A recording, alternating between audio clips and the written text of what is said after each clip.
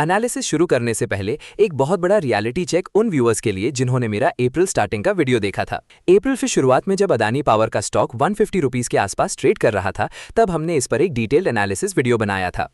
तभी हमने मेंशन किया था कि स्टॉक बहुत ज़्यादा बुलिश दिख रहा है और बेस फॉर्मेशन कंप्लीट हो चुका है। एक मंथ हुआ भी नहीं है एंड स्टॉक ने 226.24 रुपीस का हाई टच किया है।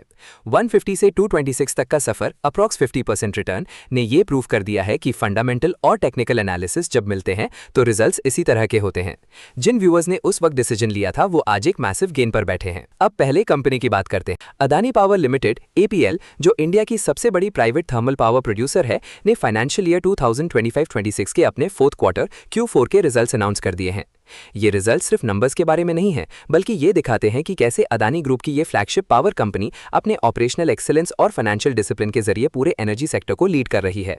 इस साल पावर सेक्टर में फ्यूल प्राइसेस की वोलेटिलिटी और चेंजिंग रेगुलेटरी एनवायरनमेंट के बावजूद अदानी पावर ने अपने शेयर होल्डर्स को एक मैसिव प्रॉफिट ग्रोथ का तोहफा दिया है।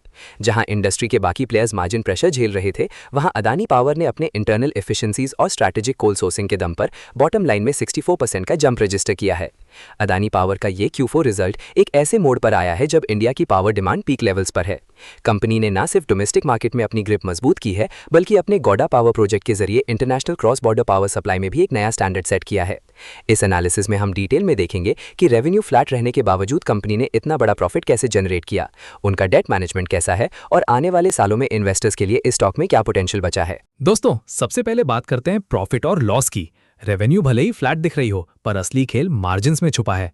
Total revenue Q4 15,989 crore, year on 10 but stable. Total expenses 11,605.11 crore, last year it was 11,274 crore. Efficiency यहां दिखती है, एक्सपेंसेस बहुत ज्यादा इंक्रीज नहीं हुए हैं।